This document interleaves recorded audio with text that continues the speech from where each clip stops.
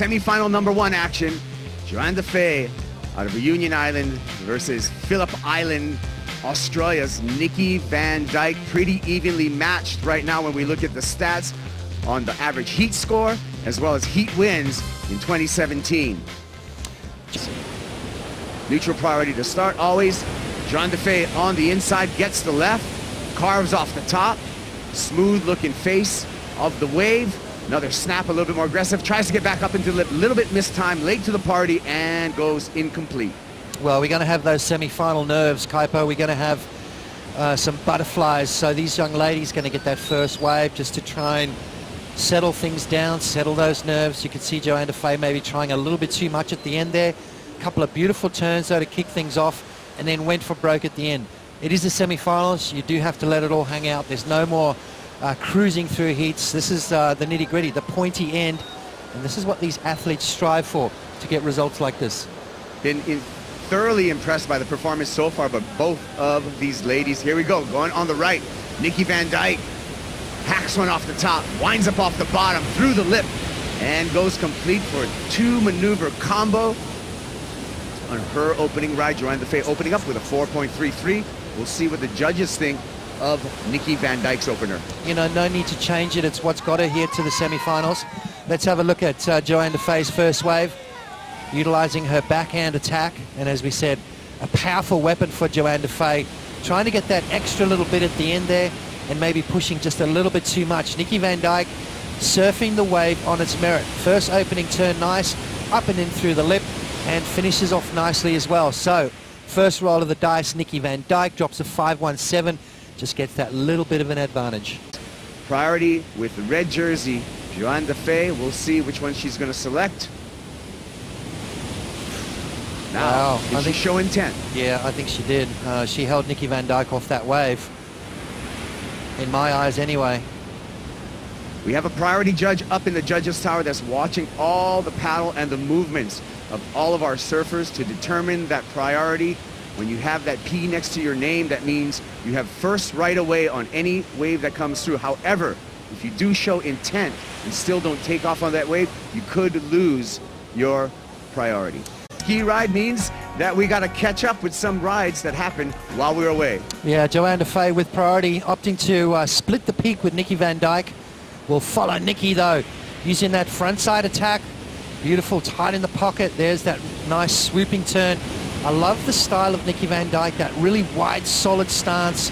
She looks confident, she looks comfortable. She doesn't look like falling off, and that has been the ticket for her to make it all the way through to the semi-finals here. Just that solid foundation, that really wide, low center of gravity stance, which just makes it harder to get knocked off. Nikki Van Dijk finishes off a fantastic wave.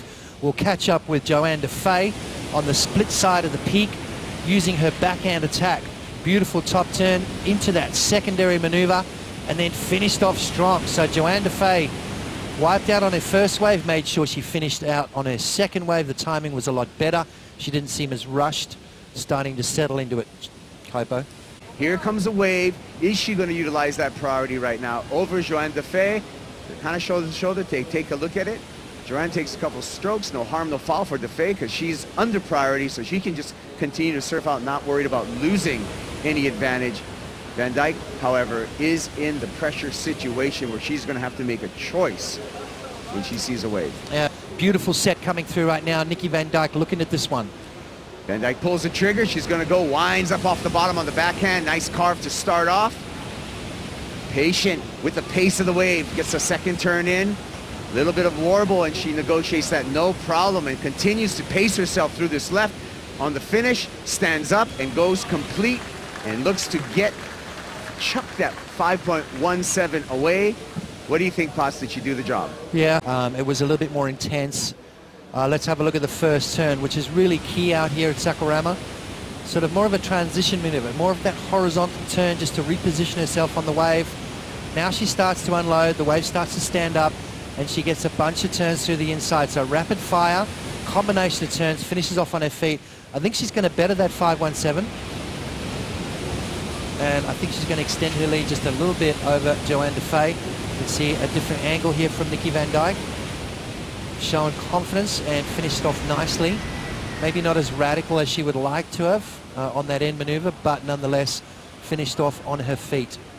It is. We had a brief vision of Johanne Defay's mom on the competitors area, Nikki Van Dijk, however, speeding down the line. Nice little lip glide float, but that's all she's going to get out of that wave, likely not to improve upon her low. So situation likely remaining the same out here with 3 minutes and 35 seconds counting down. Competitors, I like the fact Nikki Van Dijk is staying busy underneath the priority of Johanne Defay. Races down the line. Nice transition. Floater right there, falls out of the sky, kind of loses her footing just a little bit, which put her off balance, and that was all she wrote. So here we go. This is going to be it. Defay up. Needs to get to the lip. Hits it one time. More white water. Gets around that section for a nice vertical stab. I can see the body language. Johanne feels like she got the score with a two-turn combo. Wave right now, it's a tricky one, and that's what I was talking about before. 5.37. It's, you know, it's not an excellent score. Nice turn. We've seen better from her though. Faded around the section. That was nice. A nice commitment on that last maneuver. Nice backside turn. She thinks it felt good. I think she thinks she's got the score. Nikki Van Dijk up and running. She thinks it felt good. I think she thinks she's got the score. Nikki Van Dijk up and running. Nikki Van Dijk is trying to do some insurance right now for her position as the leader in the semi-final #1. You're doing a good job stitching up a couple turns. Her job on that wave was to improve her 5.87, so we're going to be waiting for some numbers from the judges. For those scores to come through, the judges reviewing these waves, and I'm sure they'll have a good look at both of them. Nikki Van Dijk maybe not as radical out the back, but then found a couple of nice little inside sections. Bangs it up there a few times. That was a 5.87. That was the 5.87, yep. And then this was Johanne Defay's last wave. Let's have a look at the first turn, which is really important. Nice snap there from Johanne. Gets caught behind the section just a little bit, and then a vertical snap to finish off. It's definitely better than her 4.33 because she fell off at the end of that 4.33. Score in for Nikki Van Dijk of 4.6. Not enough. It's going to be Reunion Islands. Johanne Defay making a final, her first final this year, and we're going to be back with semi-final #2. Sally Fitzgibbons, Tyler Wright. Stick around for more of the Oi Rio Women's Pro presented by Corona. We're going to bring in Pete and Giggs to call that semi-final.